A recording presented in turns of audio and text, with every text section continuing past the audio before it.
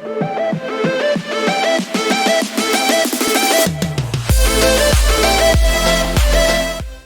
दोस्तों, मैं शराजी और आप देख रहे हैं नूरी मीडिया एंड इंटरटेनमेंट।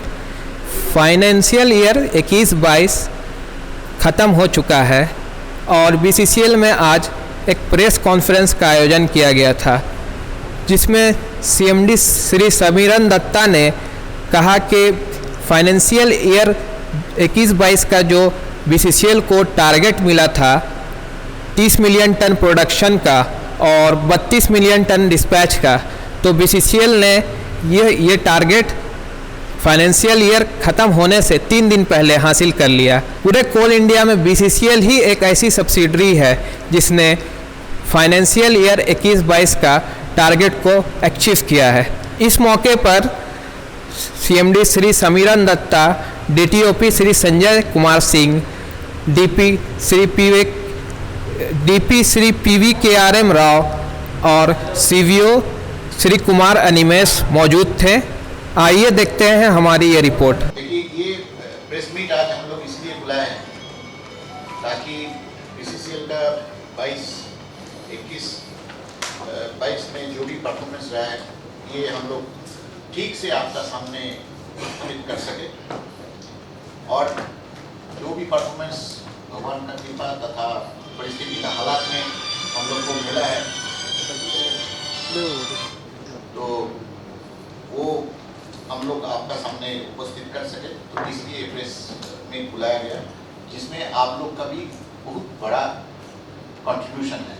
आज बीसीसीएल जो भी कर रहा है, आप लोग हम लोग का जो भी लैकुना होता है वो पॉइंट आउट करते हैं, हम लोग का अच्छा होता है तो वो भी लिखते हैं। तो इसमें हर रोज अगर इवन मुझे भी काफ़ी चीज़ मालूम पड़ता है आप ही का लेखनी से, तो ये आप लोग बरकरार रखिए और जैसे आप लोग सहयोग कर रहे हैं वो दीजिए। और जरूर हम आग्रह करेंगे कि जो फैक्ट्स एंड फिगर्स है वो लिखिए। इस विषय में मैं सबका आभारी हूँ, जो भी जनरल मैनेजर्स है, जो भी मेरा एरिया का जनरल मैनेजर्स है, कर्मी हैं, यूनियंस का लीडर्स है। आप देखिएगा तो ये एक साल जो 21-22 हम लोग कोविड का बाद बीते हैं, ये एक प्रकार का सहयोग का साल था और इतना सहयोग शायद ही कभी बीसीसीएल को एक साथ सबसे मिला है। इवन मेरा जो कॉन्ट्रैक्टर्स है वो भी ये लक्ष्य पूर्ण करने में हम लोग को सहायता किया है। हमारा डीटी साहब जब से फरवरी से ज्वाइन किए हैं, आप देखे हैं कि उन्होंने भी सारे एरियाज जाते हैं और प्रोडक्शन का लक्ष्य मात्र तब हम लोग को हासिल नहीं हुए थे, हमसे बात होता था और इन्होंने पूरा उनका श्रम और बुद्धि लगाए कि हम लोग कैसे इसको पार करें। सीवीओ साहब का जो कंस्ट्रक्टिव रोल है हम कभी देखे ही नहीं है, इन्होंने कोई ऐसा चीज लेके बोलते हैं जो मैनेजमेंट का बाहर है। In fact he has become a part of us. हम लोग को पॉइंट आउट करते हैं जो लैकुनास आप लोग भी जैसे करते हैं कि हम लोग कहाँ रूल्स का बाहर जा रहे हैं, कहाँ हम लोग को काम को और सही करने का दिशा चाहिए। He comes up with wonderful suggestions और जो हम लोग इम्प्लीमेंट करना चाहते हैं। इसका पूरा फलस्वरूप आज देखिए बीसीसीएल बहुत दिन बाद मेरा ख्याल से भगवान का कृपा से ऐसा एक श्रेय हासिल किया है, जबकि सारे सीआईएल परिवार में ये एकमात्र कंपनी है जो प्रोडक्शन और ऑफटेक का टारगेट अचीव किया है।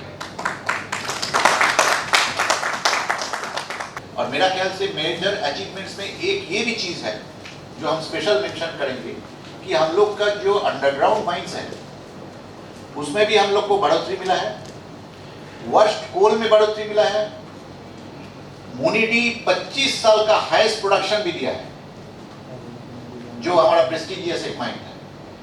तो ऐसे बहुत सारे आंकड़े हैं जो एक बार मैं डीटीओपी साहब को भी बोलेंगे कि आप एक बार दौरा दीजिए। आदरणीय सीएमडी साहब, डीपी साहब, सीबीओ साहब, मेरे कलीग्स और मेरे प्रेस के साथियों सभी को नमस्कार। जैसे सीएमडी साहब ने तो आपको एकदम क्लियर कट 2 चीज़ के बारे में बताया। एक कंपनी का हेल्थ बहुत अच्छी चीज़ बताती है कि आपका कैपिटल एक्सपेंडिचर क्या है। कैपिटल एक्सपेंडिचर ये होता है कि दूरगामी कामों के लिए जो आप खर्चा करते हैं वो आपने कितना किया है। उसमें भी BCCL ही एक one of the few company जिसने उसमें भी टारगेट पूरा किया है।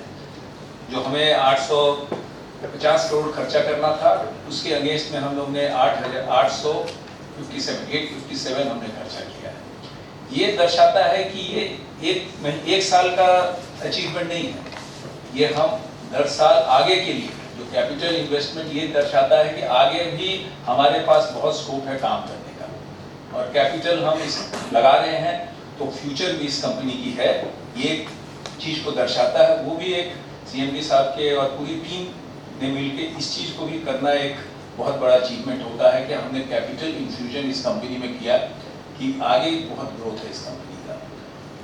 एक चीज हम लोग हमेशा पेपर में पढ़ते होंगे आप लोग की कोकिंग कोल और नॉन कोकिंग कोल की बहुत की 2030 के पास कोयले का इस्तेमाल नहीं किया जाएगा और क्या होगा, क्या स्थिति होगी, पावर में हम गैस यूज करेंगे, रिन्यूएबल्स यूज करेंगे। लेकिन BCCL की एक बहुत बड़ी खासियत है कि हम जो कोयला निकालते हैं इसका अंत नहीं है। जब तक स्टील इंडस्ट्री रहेगा BCCL भी रहेगा।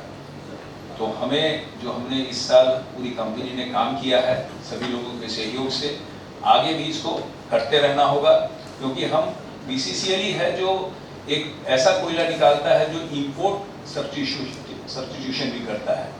तो आप देखेंगे जो हम लोग ने वॉशरी से जो कोयला निकाला वो भी टारगेट के साथ साथ हम लोग उसमें भी एक एप्रिशिएबल ग्रोथ किया है कि जो पिछले साल हम लोग ने जो किया था कि जैसे हमने रॉ कोल 2 लाख जितना 2 मिलियन किया था, 2.6, इस बार हम लोग ने इसको 3.54 फीट किया है। और इस साल और उम्मीद है कि इस चीज को जो 3.5 है इसको 5 करें, 6 करें, क्योंकि एक नया वॉशरी पिछले महीने ही हम लोग ने इसको इनॉग्रेट कर दिया है और हो सकता है कि इस महीने के 15 से 20 तारीख के अंदर उससे वॉश कोल हम लोग दुनिया देश को सप्लाई करना शुरू कर दें। OGD है इसके बाद, उसको भी हम लोग का है कि इस फाइनेंशियल ईयर में ये कैलेंडर ईयर पूरा होने के पहले उसमें से भी हम लोग वॉश कोल निकाल पाएंगे। तो वॉश कोल BCCL का फ्यूचर है और उसमें भी हम अगले साल के लिए भी हम लोग काफी काम कर रहे हैं। जैसे सर ने मुनिडी के बारे में बताया, पिछले 25 साल में सबसे ज्यादा मुनिडी एक प्रेस्टीजियस प्रोजेक्ट हुआ करता था, BCCL की नाक कही जाती थी, लेकिन वहां हम लोग हर बार कहीं ना कहीं फेल कर जाते थे। तो BCCL का इस बार मुनिडी ने पिछले 25 साल में सबसे ज्यादा प्रोडक्शन करीब 5.9 लाख किया। इस बार 6 लाख करने की बात है कि इस बार हम लोग इस फाइनेंशियल ईयर में उसको 6 लाख तक पहुंचाएंगे और उससे ज्यादा भी करेंगे। मैक्सिमम डिस्पैच किया गया, मैक्सिमम वॉश्ड कोल भी वहां से निकला। तो ये एक अंडरग्राउंड माइन, क्योंकि देखिए फ्यूचर अंडरग्राउंड माइंस का ही है, तो मुनिडी का जो परफॉर्मेंस है दर्शाता है कि BCCL अंडरग्राउंड को इग्नोर नहीं कर रहा है। हम लोग एक नया MDO मोड से कपूरिया के लिए ऑलरेडी 2 दिन पहले हम लोग ने टेंडर कर दिया है, वो भी एक नया माइन आएगा। और हम लोग जो कोशिश में है कि जो हमारे पुराने माइंस हैं जो डिसकंटिन्यूड हैं उसको भी किसी तरीके से हम लोग फिर से चालू करने की, उसको भी MDO मोड में इस साल हम लोग 4 माइंस है, 8 की कोशिश है कि हम लोग 8 माइंस को MDO मोड में जाएंगे, उसको भी करेंगे। एक नया टेक्नोलॉजी के लिए भी हम लोग ने वो भी इस महीने में हम लोग टेंडर कर देंगे, हाई वॉल माइनिंग। वो जगह है कि जहां हमको ऊपर की जमीन नहीं लेनी पड़ेगी और अंडरग्राउंड तरीके से उस कोयले को हम लोग ले पाएंगे।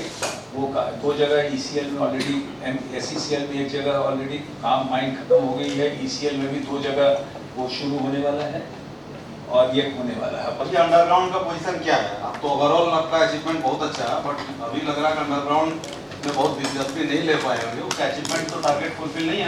मैं आपको ये बोलूँगा, अंडरग्राउंड आप देखिएगा तो ग्रोथ जरूर है, बट हम लोग इससे ज़्यादा करने के लिए अभी करेंगे।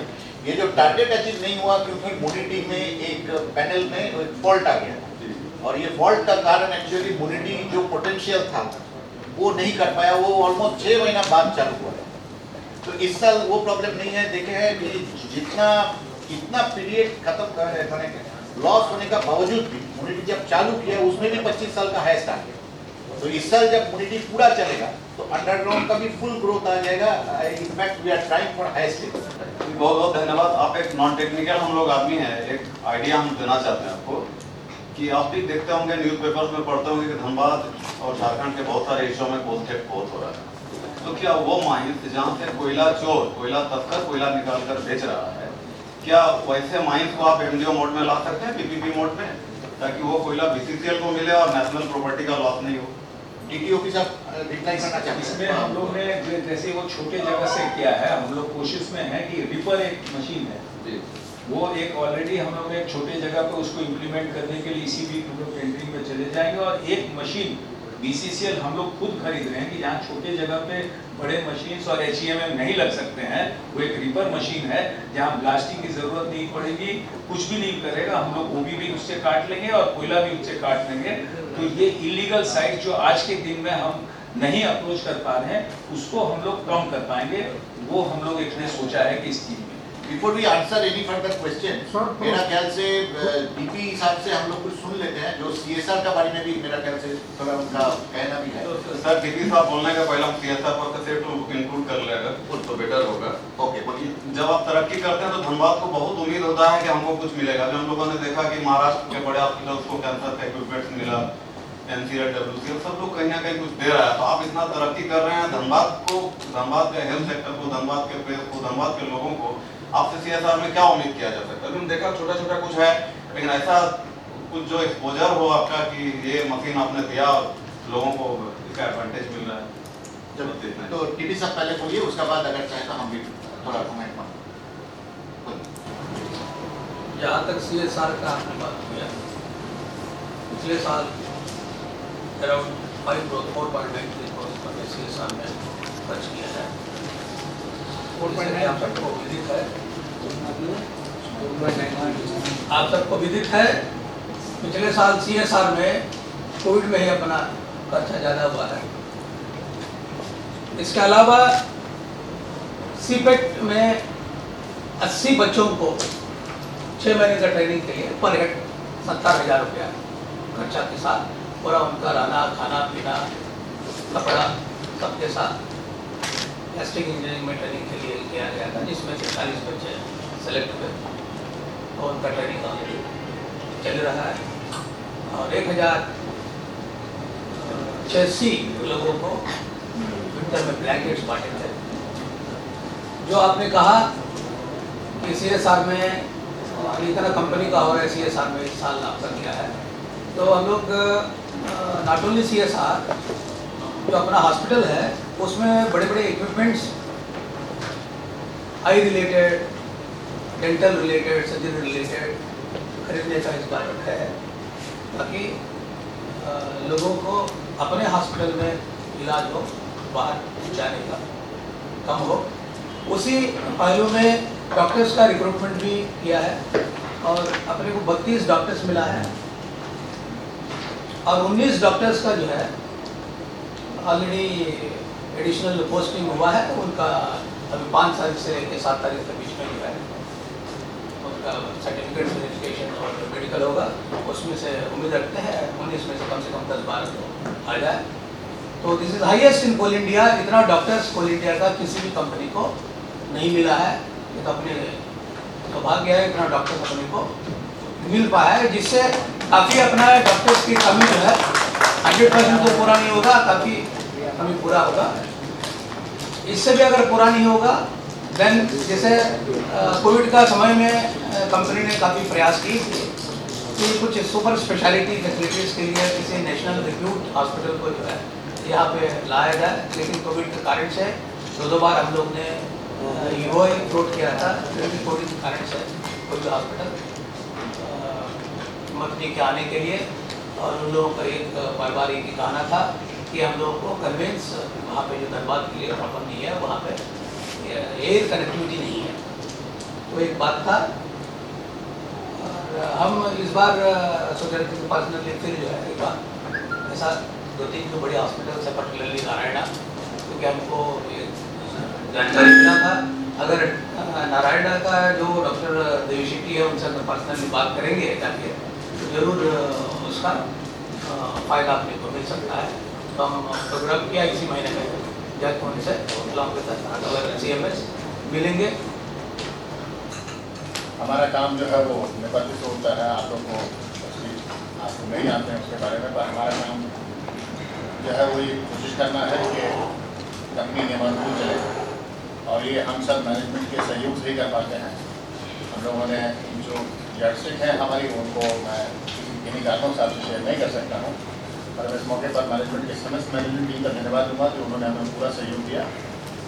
और बस HRA वाले मुद्दे पर मैं आपको क्लैरिफाई करना चाहूँगा, HRA बंद नहीं हुआ है, पर कंपनी ने एक नीतिगत फैसला लिया है कि अगर हमारे क्वार्टर खाली रहेंगे तो हम सर्वप्रथम आपको क्वार्टर अलॉट करेंगे, और ऐसी स्थिति में ही आप HRA के पात्र होंगे जब हमारे क्वार्टर खाली होंगे। तो HRA बंद नहीं हुआ है, HRA क्वार्टर जिनको क्वार्टर समुचित नहीं दे पा रहे हैं उनको HRA मिल भी रहा है, पर हमने एक नीतिगत फैसला लिया है कि क्वार्टर खाली रहते हुए हम HRA नहीं देंगे। तो जैसा कि DP साहब ने एक्सप्लेन भी किया, इन्हीं शब्दों के साथ आप सबका इस बार क्या अचीवमेंट्स रहा? इस बार का हम लोग का टारगेट बनता है 32 मिलियन टन का प्रोडक्शन मिनिमम, वो हम लोग करने का पूरा कोशिश करेंगे। इस बार टारगेट सर, इस बार जो उपलब्धि रही उसको एक बार नटशेल में जो उपलब्धि रहा ये सबका प्रयास से और सबका सहयोग से हुआ है। हम तो बोले ही हैं, मेरा अपना कर्मी, कॉन्ट्रैक्टर्स और उसका कर्मी, मेरा यूनियंस, और सबसे ऊपर आप लोग भी इतना पॉजिटिव न्यूज़ भी आप लोग देते हैं, वो भी हम लोग को मोरल बूस्ट किया और हम लोग को इनकरेज किया। तो कोरोना के बावजूद भी हमारा उत्पादन और डिस्पैच दोनों बेहतर रहा है। खासतौर पे आपने मुन्नी डी का जिक्र किया कि 25 साल में सबसे सर्वाधिक रही, उसके बारे में बताएं। हाँ, ये बहुत ही अच्छा हुआ क्योंकि सब मिल के काम किया और ऐसा माहौल में काम किया, सबने रियलाइज़ किया अगर BCCL को टारगेट हासिल नहीं होगा, नहीं बचेगा, तो धनबाद भी नहीं बचेगा, BCCL भी नहीं बचेगा। तो सबका अंदर से आया कि इस बार काम करना है और काम कर लिया। पर्यावरण पे कुछ बोल रहे थे? पर्यावरण में जैसे हम बोले हैं कि हम इसको एनालिसिस फिर से करेंगे और ज़रूर करेंगे कि पर्यावरण में और हम लोग उन्नति करें, पार्ट पेड़ पौधे ये सब बढ़ाए, और ये जो ब्रीदिंग एनालाइजर है, PM10 है, ये सब भी लगाएंगे सो दैट ये थोड़ा और घट जाए। अपने कुछ माइंस जो हम लोग जैसे जिक्र किया टेक्नोलॉजिकली भी रिपर्ट वगैरह भी लाने का कर रहा है, ये सब पर्यावरण का चलते ही है, क्योंकि एक्सप्लोसिव बिना जब ब्लास्टिंग नहीं करके रिपर्ट चलाते हैं तो वो भी पर्यावरण का उन्नति होता है। आपने 8 माइंस का जिक्र किया जो अंडरग्राउंड माइंस बंद है, उसको रीओपन करने के लिए वो हम लोग थोड़ा आउटसोर्सिंग PPP मॉडल में हम लोग चाह रहे हैं कि उसको आ जाए और उसमें लाभ BCCL को भी हो, धनबाद का भी हो। स्वास्थ्य के लिए सेंट्रल हॉस्पिटल को अपग्रेड करने की बातें चल रही हैं। हाँ, वो हम लोग पूरा देखेंगे। सेंट्रल हॉस्पिटल में हम लोग विजिट भी करेंगे नियर फ्यूचर में, और ज़रूर उसमें नया मशीन और नया तरीका से उसको प्रोफेशनली चलाने का भी पूरा प्रबंध करेंगे। छोटा सा नीरो का बहुत लंबे समय से बंद कर दिया गया है, वो सारा चीज़ उपलब्ध है, तो क्या पुनः चालू करने का कुछ ऐसा? मैं डिस्कस करके बता पाऊँगा। सर एक ठीक, थैंक यू सर।